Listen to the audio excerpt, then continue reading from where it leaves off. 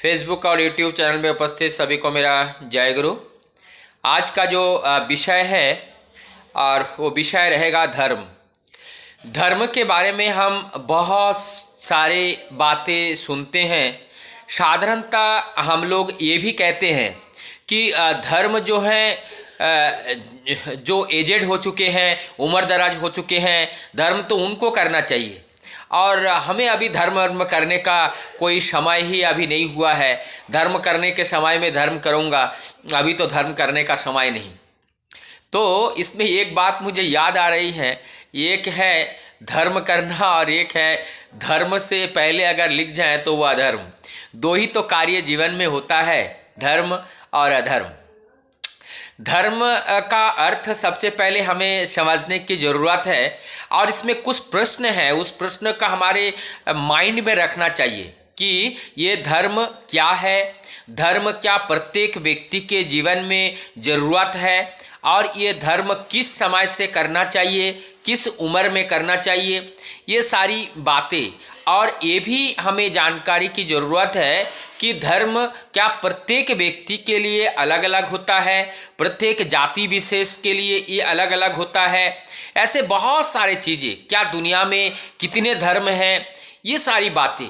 लेकिन ये हम लोग जब पहले बहुत सारे बातें हम लोग पढ़े थे, बहुत सारे डिस्कशन हम लोग जाने हैं, बहुत सारे इसमें लेकर के सेमिनार गोष्ठी समय समय पे बहुत सारे चीज़ें हुआ है। और इस धरा पे जो पुरुषोत्तम परंपरा में सत्य, त्रेता, द्वापर और कलियुग में अंत तक बहुत से पुरुषोत्तम और पुरुष, परम पुरुष, महापुरुष, अवतार पुरुष के रूप में बहुत ही विज्ञ लोग और भोग्य महामानव का आविर्भाव हुआ है और सभी ने धर्म का व्याख्या दिया है। और साधारणतः हम लोग ये कहते हैं कि ये हिंदू धर्म, मुसलमान धर्म, क्रिश्चियन धर्म, बौद्ध धर्म, जैन धर्म, इतने इस तरीके से कहते हैं। लेकिन परम दयाल श्री ठाकुर अनुकूल चंद्र जी कली युग के अंत में आकर के उन्होंने इस धर्म का व्याख्या एक नव तरीके से दिए हैं, एक अभिनव तरीके से दिए हैं, एक नया तरीका है। उन्होंने कहा कि हिंदू धर्म, मुस्लिम धर्म, बौद्ध धर्म, वो कहते हैं, ठाकुर जी बोलते हैं, जितना मनुष्य होगा उतना मत हो सकता है, लेकिन धर्म अनेक नहीं होते हैं, धर्म एक है। धर्म का कोई रूपांतर नहीं होता है और धर्म अलग नहीं होते हैं, धर्म एक है। इस बात को पुष्टि करते हुए मैं दो चार बातें रखने का प्रयास करूंगा। धर्म जो बना है, धर्म का जो मूल अर्थ है धारण, पालन और पोषण। ये धारण करना, पालन करना और परिपोषण करना, परिपूर्ण करना। जैसे हम लोग देखते हैं वह जगह ब्रह्मा, विष्णु, महेश्वर, हम त्रिदेव के नाम से जानते हैं कि हमारे ब्रह्मा, विष्णु, महेश्वर ये सृष्टि के तीन देवताएं हैं। और इसमें जो ब्रह्मा, विष्णु, महेश्वर में ये तीन ये जो देवी देवताएं हैं, तो ये जो ब्रह्मा का जो कार्य है वो सृष्टि करना, वो सृष्टि करता है, और विष्णु है वो पालन करता, और महेश्वर है वो संहार करता। तो एक सृष्टिकर्ता, पालन करता और संहार करता। इस तरीके से इस जगत में ये जो ब्रह्मा, विष्णु, महेश्वर के रूप में ये तीन भागों में इसको डिवाइड किया जाता है।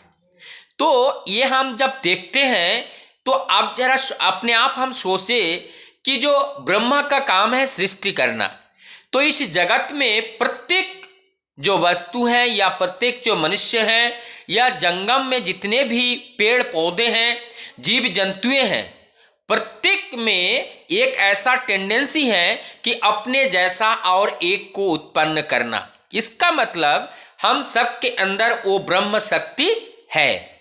उसके बाद विष्णु का कार्य है परिपालन करना।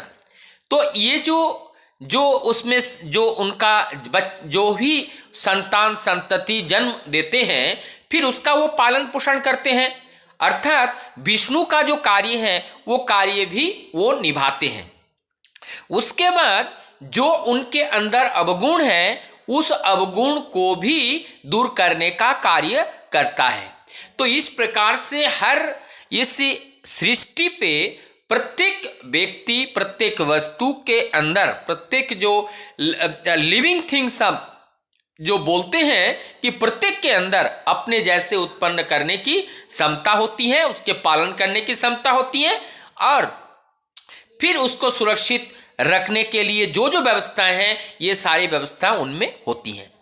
अब हम इसमें एक चीज और देखने का प्रयास करेंगे कि धर्म जो शब्द है, ये हमने 3 चीज बताया, लेकिन मूलतः जो धारण करके रखते हैं वही है धर्म। तो एक जब हम देखते हैं कि एक घड़ा, मिट्टी का घड़ा को हम लेते हैं, तो मिट्टी का घड़ा के बारे में जब हम सोचते हैं ये किससे बना हुआ है, ये लाल क्यों है, इसमें ये एक पात्र के आकार हो गया। तो जब ये पंच महाभूत से ये घड़ा बनता है, वो क्या है? आकाश, अग्नि, वायु, जल और पृथ्वी। जैसे पृथ्वी में मिट्टी है, पानी उसमें हम डालते हैं, उसको गूंथा जाता है, फिर उसको बनाया जाता है, फिर इसको वायु से सुखाया जाता है, आग से तपाया जाता है, फिर वो जो घड़ा बनता है उसके अंदर जो स्पेस बनते हैं वो आकाश का रूप लेता है, जिससे शब्द उत्पन्न होता है। तो इस तरीके से ये पंच महाभूत से ये घड़ा का निर्माण हुआ। तो अब हम अगर देखते हैं, ये घड़ा हम कह रहे हैं, लेकिन इस घड़ा की उत्पत्ति कैसे हुई, इस घड़ा को कौन पकड़ा हुआ है? तो इस पंच महाभूत इस घड़े को रूपांतरण, घड़े का रूप दिया है, और इस घड़े के अंदर यही 5 तत्व हैं। इसमें से एक तत्व अगर नहीं रहता है तो घड़ा का अस्तित्व ही खतरे में पड़ जाता है। तो उस घड़ा को धारण करके कौन रखा है? वो पंच महाभूत या पंच तत्व जो है घड़ा को धारण करके रखा है। अब घड़ा बना है, घड़ा एक पात्र बना, तो पात्र क्या करते हैं? वो किसी चीज को धारण करने की क्षमता उस पात्र में होता है। हम मान लेते हैं कि उसमें पानी धारण करके रखे हैं, तो उस पानी किस में धारण है? घड़े में। और घड़े को किसने धारण किया? इस पंच तत्व ने। और पानी के अंदर पानी का भी एक धर्म है, और वो धर्म क्या है? वो पिपासा को मिटाता है। जो प्यासा है उसको प्यास को बुझाता है। और ये जो प्यास बुझाने के लिए, जो एक प्यास बुझाने के लिए यानी कि आवश्यकताओं को पूरा करते हैं।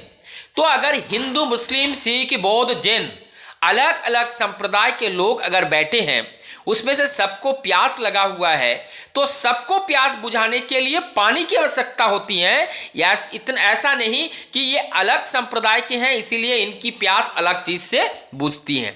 हम जो सांस लेते हैं, सांस प्रश्वास लेते हैं, वायु की आवश्यकता होती है। तो ये वायु किसी जाति विशेष या किसी संप्रदाय विशेष के हिसाब से वायु नहीं लिया जाता है।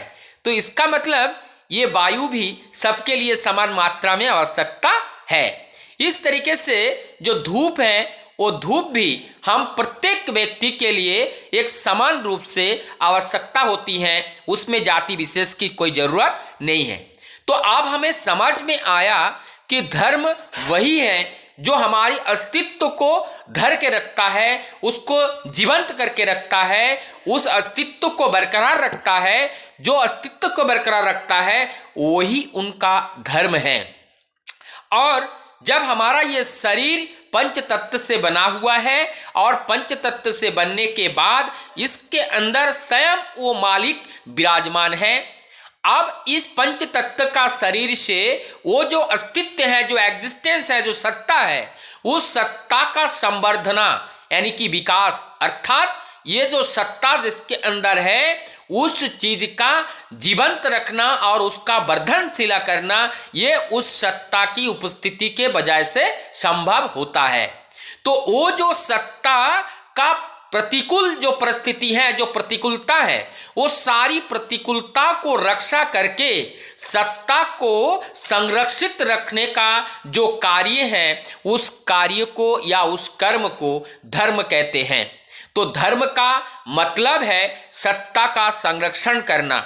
इसका मतलब सत्ता संरक्षण करने के लिए हमें जरूरत है सदा सत्य बोलना, सत्य कार्य करना, और दया, करुणा, ममता, प्रेम, ये सारे चीज़ की हमारे अंदर उत्पन्न होना, ये सब दैवीय गुण हैं, ये सब परमपिता के गुण हैं। ये गुण जब हमारे अंदर उत्पन्न होते हैं तभी हम इस सत्ता के रक्षा कर पाते हैं।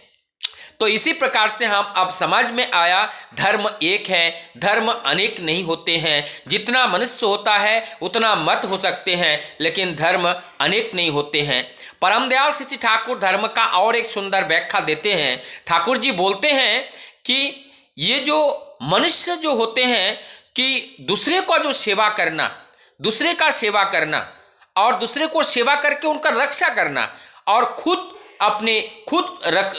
सुरक्षित रहना, और इसी को बोलते हैं, यही धर्म है कि दूसरे को बचाना, खुद बचना, इसी को तो धर्म समझना। इतना ये बात कहते हुए मैं वीडियो को यहीं विराम देता हूं और सबको मैं हृदय से जय गुरु करता हूं।